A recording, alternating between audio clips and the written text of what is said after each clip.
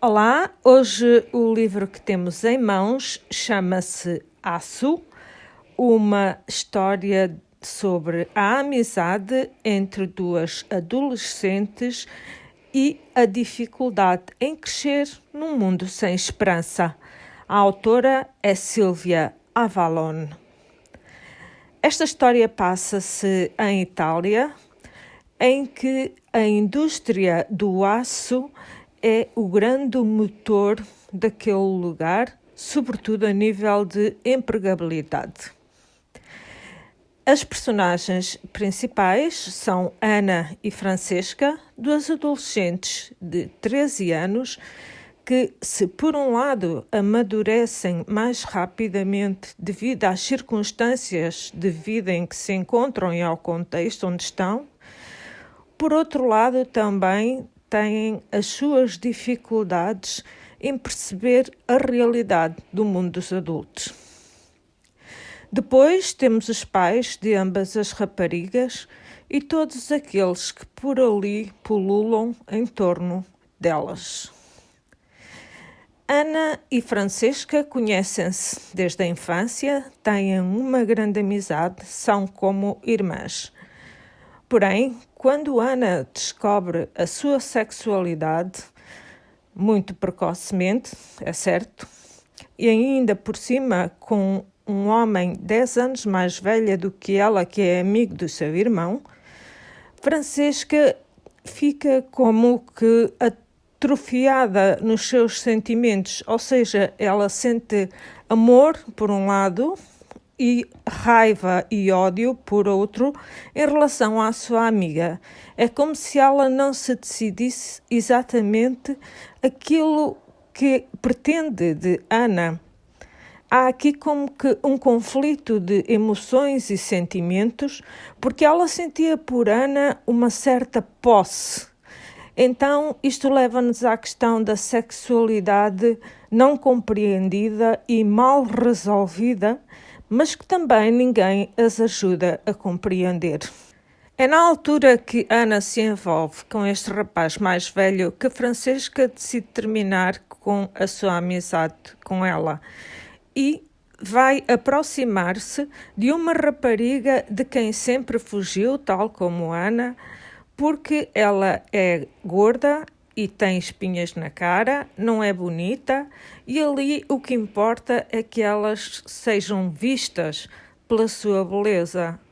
E nisso, Ana e Francesca estão a ganhar a todas. Então, Francesca, nesta altura, como dizia, procura Lisa, esta rapariga feia que sempre se sentiu posta de lado e, no entanto, agora é ela que vai, de certa forma, dar apoio a Francesca. Mas Lisa tem também um outro problema, uma irmã com uma doença degenerativa por quem sente sentimentos contraditórios, uma vez que, por um lado, tem vergonha da irmã, mas também tem pena. A irmã tem bons sentimentos, mas isso de nada lhe adianta. A vida está a ser-lhe sugada e nada há para fazer. Portanto, Lisa acaba por se sentir extremamente feliz pela atenção que agora recebe de Francesca e por ter, de certa forma, ascendido no seu estatuto social. Toda esta história passa-se num bairro social enorme, onde as cenas tanto de violência como de decrepitude são evidentes à vista de todos. Ali não há grandes perspectivas de futuro. Os jovens drogam-se, as raparigas engravidam muito cedo e tudo isto não parece ter a menor possibilidade de se alterar.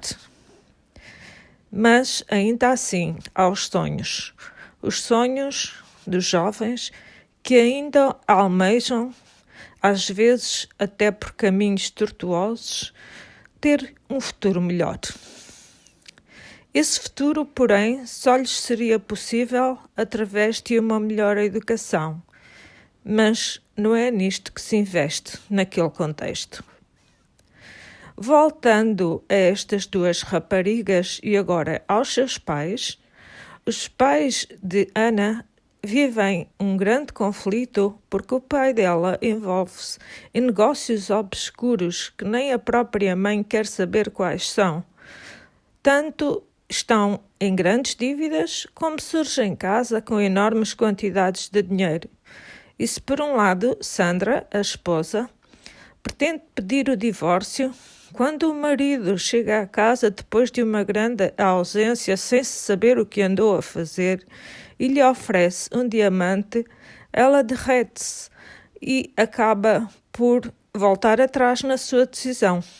Afinal, também estas pessoas que são tão carentes e que nada têm, seduzem-se ou deixam-se seduzir por estas pequenas coisas materiais para se agarrarem a alguma coisa que acham que vale a pena. Temos também os pais de Francesca.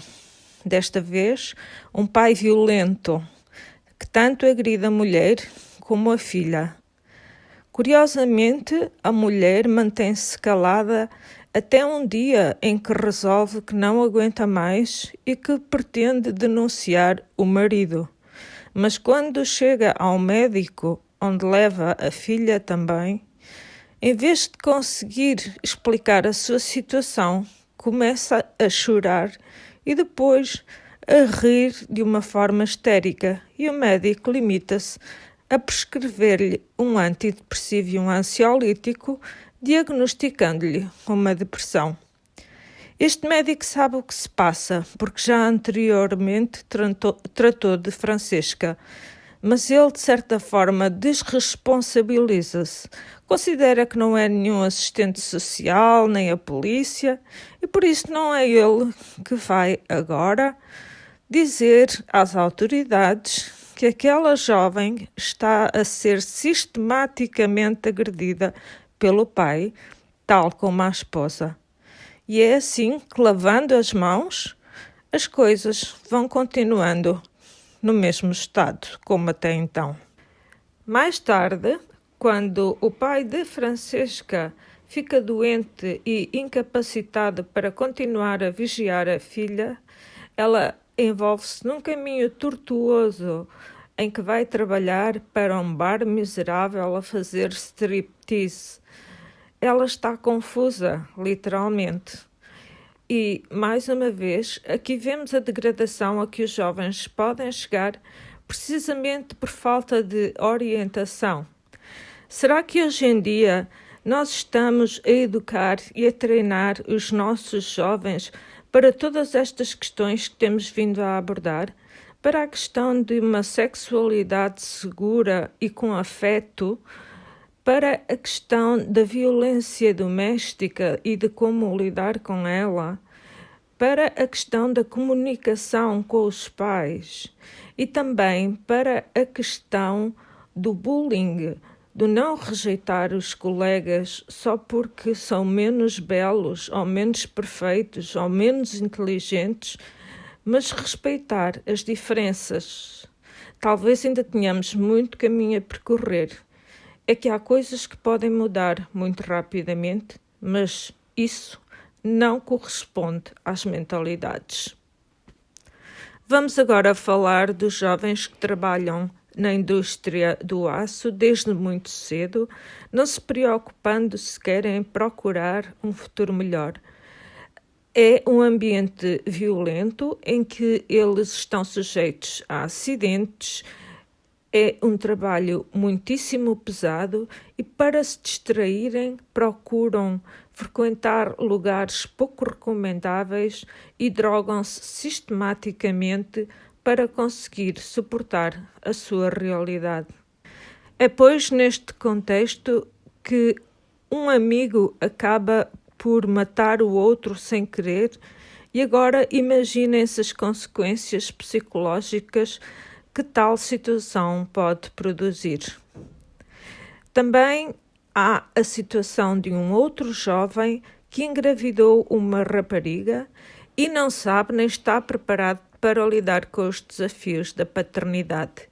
mais uma vez, uma questão que deveria ser comunicada, conversada entre educadores e jovens para que possam assumir os seus atos e terem a noção de como se podem prevenir e proteger para que não arruinem, entre aspas, o seu futuro com atitudes menos pensadas e sob o efeito de estupefacientes só para poder esquecer a realidade em questão. Este parece ser um livro muito violento e é, na verdade, um pouco brutal, mesmo a própria linguagem. Encontramos muitos palavrões, mas que naquele contexto fazem sentido e acabam por não escandalizar, porque, caso contrário, todo o livro seria um escândalo. Mas não, é apenas um retrato de algo que nós, no nosso dia-a-dia, por vezes não imaginamos ou não queremos imaginar, porque é demasiado difícil. Mas não é impossível. É como vos dizia no início, estas pessoas também têm sonhos e, por vezes, pequenas alegrias, e é elas que se agarram para continuar adiante. Vale a pena, pois, continuar a sonhar, mas vale a pena também lutar. Algumas pessoas pensam que estão a fazer alguma coisa, como a mãe de Ana, Sandra, que distribui panfletos sobre o partido a que pertence para tentar mobilizar a população. Só que muitas vezes a população já nem quer ser mobilizada, apenas deixada em paz na sua, entre aspas, pasmaceira. Ainda assim, pelo menos Sandra tem um objetivo, quer concretizar algo. Então, estas pessoas não devem ser esquecidas pela nossa sociedade.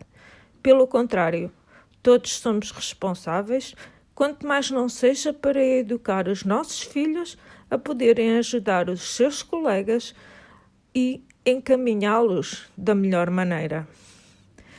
Não vos direi mais nada porque este livro merece ser lido por todos e, caso vos adiantasse mais alguma coisa, poderia tirar-vos o prazer da leitura. Então, aqui vos deixo a sugestão: Aço, de Silvia Avallone. Até à próxima!